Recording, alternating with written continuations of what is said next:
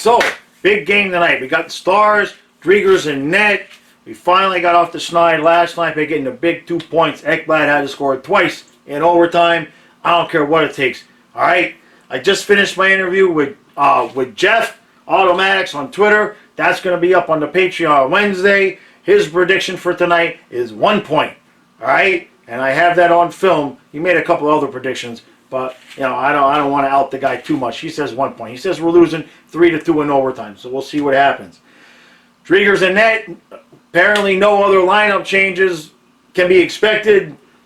Doesn't really mean much anymore. Basically, the lineup every night now should just say we're putting some guys out there on the ice.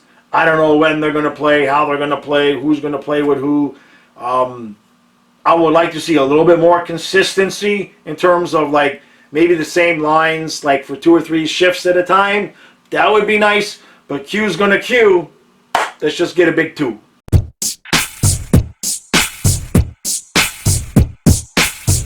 All right. 3-1 Panthers after 1. I don't want to get too high, but Jonathan Huberdeau finally deciding to shoot the damn puck, and you see what happens. He gets 2 in the first period, and then Duclair doesn't make it happen on the breakaway. The refs are having an interesting day so far because they gave Duclair a penalty shot somehow, even though he got a shot off, but we'll take it, and Duclair actually goes ahead and banks it. Boom, and it's 3-1 Panthers. The energy looks good. We definitely look a hell of a lot better than we did the last couple of games. But I'm not going to count this lead as totally safe, number 1, because it's a 2-goal lead. But number 2, the refs are definitely having an interesting day. The Ekblad got called for a penalty when the Dallas Star player was clearly holding on to his stick. The penalty shot, which, okay, we'll take it. And then just before the end of the period, Marchment, basically, the guy just, hauls off and starts punching him, throws him to the ground. Marchment barely did anything to even defend himself, and it wasn't even an instigator penalty. They just did 2 minutes each for roughing. So don't be surprised if the refs, I'm not going to say they're going to screw us, but I would anticipate from the looks of this, a lot of odd penalties the rest of the way through. So other than that, it looks good. Driedger looks pretty solid. He let the 1 in, but it was like deflected like 3 times before it got to him. Move on to the second period.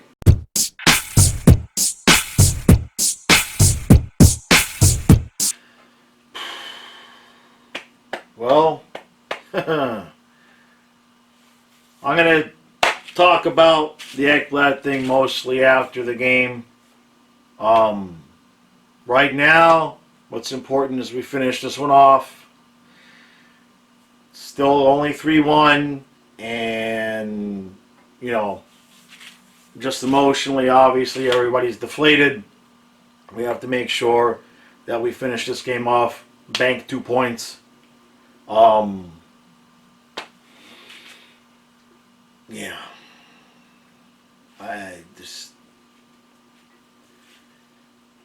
Obviously, I'm shell-shocked. Everybody I'm seeing on Twitter is just absolutely shell-shocked.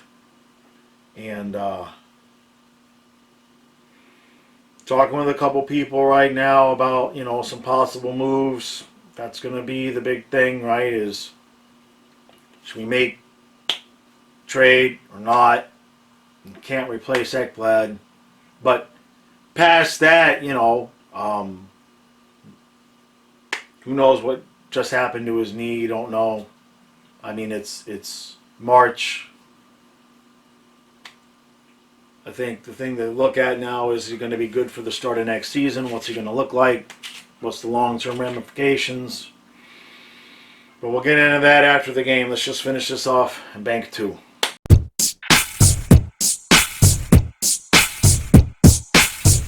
Two points! And that's about as excited as I can get about it tonight. Alright. First things first. Chris Driedger absolutely booming on fire tonight. Boy, did we need that. Obviously, the team did not have the energy level that we came out with after Ekblad got hurt. And Driedger picked up the slack for us. He absolutely, in my opinion, kind of stole us that game. Owen Tippett gets the empty net goal at the end with the pass from Huberto, so he ends up with 2 goals and an assist. And we get the hell out of town. So by the end of the game, top pairing was Uyghur with Forsling. I'm good with that. I had tweeted out about maybe getting Ristolainen from Sabres. You know, that's going to be the thing now, right? Everybody's going to have their own opinions. Should we make a move? Should we not make a move? Don't sell the farm. Give up guys. But let's just start it off right here. We all are going to have opinions. Nobody's wrong. Nobody's right. Nobody expected to be in this position. So the last thing I want to see is people fighting about it and name calling and stupid shit like that. This is bad enough. This is hard enough for everybody. So let's just, you know, we all going to have our different things. And a lot of us are just going to throw ideas out there. Maybe this, maybe that. You know, if we go with Uyghur and Forsling as the top pair, I'm good with that. But that significantly hurts our back 2 pairs somewhere. Stillman plays well. All right. Stillman, Gudis, okay. And then you've got, you know, Yandel with, you know, the Nutavera, Juleson. I think if you know, obviously it looks like Ekblad's done for the season, obviously. We're going to have to pick somebody up. Experienced, veteran. I just don't see any way around that. You can't just lose a guy like Ekblad going into the playoffs and not make some kind of a move. Which is going to put some pressure on Duclair, Tippett, okay, Wenberg. Those guys are going to have to step up because now, instead of using some assets to maybe, you know, pop in a new center or an extra winger to bring in some scoring, if we're going to make any move, we're going to have to bring up, you know, we can get a top 4 defenseman. That's going to help, obviously, significantly. But we're going to have to do something. There's no way now that we can do nothing. So there's going to be a lot of chatter, a lot of chit-chat back and forth in terms of what we should do. And it's all complicated by the frickin' expansion draft, right? And knowing that we're probably going to lose Driedger for nothing, but you just can't go and give Driedger away right now because we're going to, you know, he's just as important to our playoff run as really as Ekblad was. Because no matter what we do, Driedger, as well as Bob has been playing better, Driedger's still playing better. And if Q decides to go with the hot goalie in the playoffs, that could very easily become Driedger and not Bob. And I don't care how much Bob's making or the fact that he's playing better, Driedger is still playing better than Bob. First things first, you guys that have been with me for a long time, you guys know I make fun of the players, but I love the guys too, right? So I got Anna and also here, Ekblad and Yandel, okay? But at the same time, you guys know when Ekblad was coming back from that second concussion too soon, I was the one that was doing the video begging the kid not to play. So yeah, I joke and I make fun of the guys and I give them shit like a coach would, but to see him go down like that and clutch his leg and just, that was hard on all of us, and it's just tough. It's just tough. So, you know, obviously wishing him a speedy recovery. You know, you have to start wondering, you know, if that was as serious as it looks. You start hoping he can be ready for the beginning of the next season. We don't know what the injury is, so I'm not gonna guess on what the recovery is gonna be like. That looked painful. That's all I know is, you know, he's a hockey player, and for a hockey player to be in that much pain, you know something's going on. Like I said, Forsling, that the fact that we picked up this kid and he can just slide in there that top spot, you know, is he, obviously he's not Aaron Ekblad, okay? but he doesn't hurt us defensively. You know what I mean? I mean, he's definitely top 4 worthy, especially in the position we find ourselves in. I'm more concerned about who's going to take Ekblad's spot on the power play. That's a big concern right there. I mean, you know, he's basically our highest scoring defenseman, I would assume, and it is just a completely unexpected position we find ourselves in, and it's not going to be easy, you know.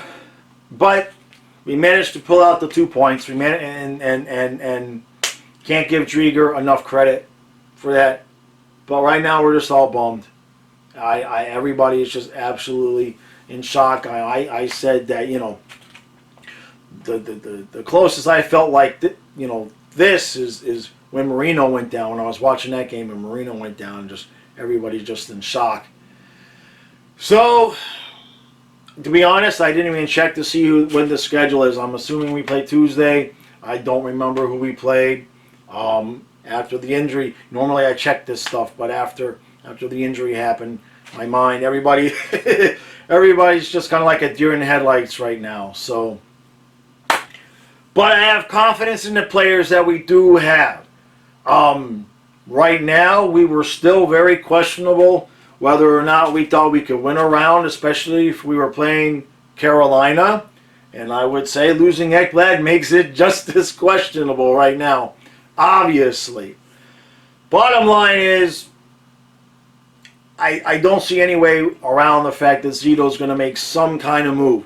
So we're going to learn a lot right now about how Q views Gustav Forsling. Because if he feels like Forsling can slide into Ekblad's spot and pair up with Driedger, then, you know, we're going to be bringing in, you know, a bottom type of defenseman.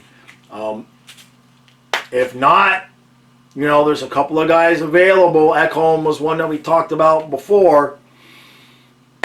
You don't want to give up too much. I grasp that. Nobody grasps that more than me.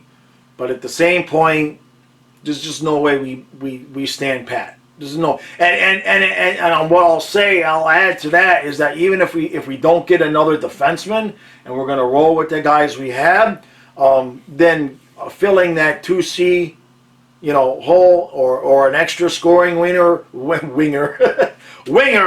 is going to be imperative. One way or another, we either got to fill a hole on defense or add to the scoring if we're going to want to have a chance at this during the playoffs. And at least it happened before the deadline. That's all we can say, man. My heart is just hurting. It hurts for that kid because he went through the concussions and he came back and he's been absolutely obese this year. And I told him, I just tweeted out, I said, you come back stronger than ever and we'll get you a new cereal box, all right? Well, no, I'm never going to get rid of the frozen box, Aaron, all right? That's got to stay because that's memories, all right? But you come back stronger than ever next year or whenever you're ready to come back, we'll get you your own cereal box, like some kind of Captain America, Superman, something like that, some kind of superhero. Wolverine with the beard. Yeah, maybe if there's a Wolverine cereal box, your name is your name will be right there, man. So, all right, that's enough of that. Real quick for the people that are still watching, I have total of 7 new people joined up for the Patreon. I wanted to thank everybody personally, but I didn't get to everything I wanted to do with the injury. But seriously, thank you guys. I cannot tell you enough how much I appreciate the fact that you guys are willing to do that. I filmed the first interview with Jeff today. I was going to have that out Wednesday. I might drop it a little bit earlier than that. We'll see how it goes. But thank you all for doing that. Like, share, subscribe. And I will see you all again on Tuesday. And there's a possibility I might do a video tomorrow about Ekblad if we find out something. Or, you know, if we get some information about Zito making a move. But if not, I'll see you guys Tuesday. 2 points, but it don't feel like we won, does it?